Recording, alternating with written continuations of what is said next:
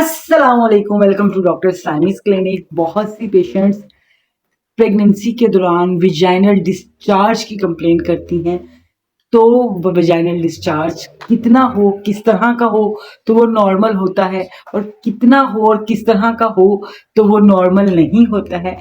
आज हम यही डिस्कस करने वाले हैं कि होम्योपैथिक में वो कौन कौन सी मेडिसिन हैं जो हमल के दौरान अगर आपको वजाइनल डिस्चार्ज यानी कि लिकोरिया होता है तो उसको आप दे सकते हैं। कितनी मिकदार में हो तो वो एक नॉर्मल चीज़ है। चलें जी, वीडियो को स्टार्ट करते हैं। हूँ आपकी doctor Smeena Sami, a homeopath practicing in homeopathic from previous 24 years.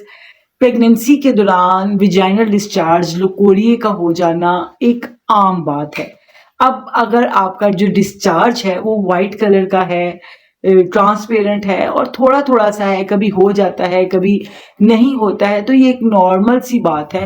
क्योंकि जिस वक्त आप प्रेग्नेंट होते हो तो आपके हार्मोन्स चेंज आते हैं, जिसकी वजह से आपके बहुत ज़्यादा फिजिकल चेंज, मेंटल चेंज भी होते हैं। आपका बेबी जो है वो आहिस्ता आहिस्ता ग्रोथ करता है, ग्रोथ ज्यादा करता है, तो उसका प्रेशर सर्विक्स पे ज्यादा आता है, जिसकी वजह से डिस्चार्ज हो जाता है।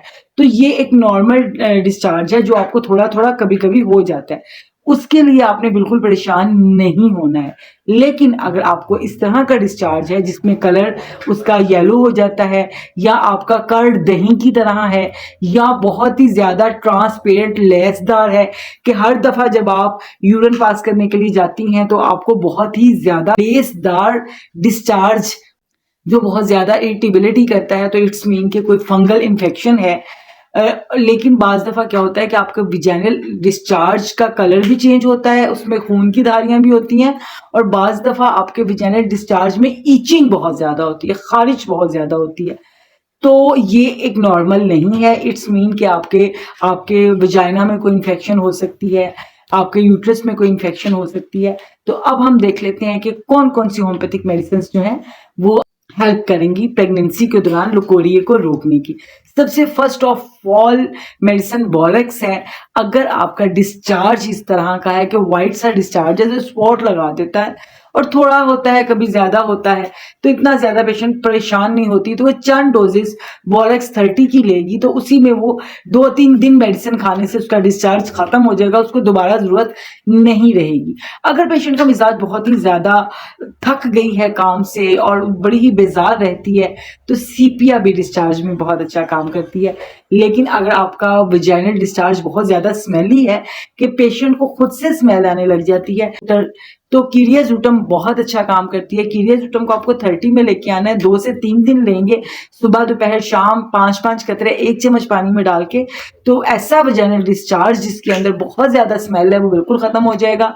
और अगर आपको प्रेगनेंसी के दौरान सेकंड ट्राइमेस्टर चल रहा है, थर्ड ट्राइमेस्टर चल रहा है और उसमें आपको वजाइनल डिस्चार्ज है बहुत ज्यादा और साथ ईचिंग है, तो क्लेडियम मैजिकल अफेक्ट रखती है।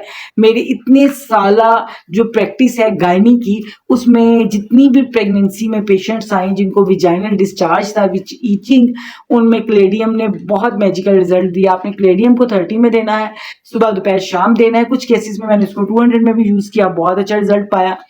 और कॉलनसोनिया भी ऐसी मेडिसिन है जो विजाइनल डिस्चार्ज विद ईचिंग में बहुत अच्छा काम करती है। और एग्नेस कास्ट को भी विजाइनल डिस्चार्जिंग प्रेगनेंसी में नहीं भूलना चाहिए। एग्नेस कास्ट 30 में बहुत अच्छा इफेक्ट करती है अगर डिस्चार्ज पेशेंट को बहुत ज्यादा है, और अगर डिस्चार्ज के साथ पेशेंट को यूटीआई है, यूरिन ट्रैक इन्फेक्शन हो गया, अनसेटिस्फाइड इसे डिजायर ऑफ यूरिन है, बार बार यूरिन करने के बाद अर्ज फील होती है कि अभी आया हुआ है, तो कैंथरस 30 में दीजिए, सार्सप्राइला 30 में दीजिए, बहुत अच्छा इफेक्ट करेगी। तो ये वो मेडिसिन थी जो होम्योपैथिक में वजाइनल डिस्चार्ज की मैजिकल रिजल्ट रखने वाली ये मेडिसिन थी। इसके साथ आप अपनी ओरल हाइजीन का ख्याल रखें, 1 से 2 दफा तो जरूर वॉश कर लिया करें, शावर लिया करें, और आप किया है जेनाइटल एरिया है उसको ड्राई रखा करें। आई होप सो ये छोटी सी इंफॉर्मेशन आपके लिए बहुत बेनिफिशियल होगी। तो इंशाल्लाह मिलते हैं नेक्स्ट टॉपिक के साथ। तब तक के लिए अल्लाह हाफिज। पाकिस्तान जिंदाबाद।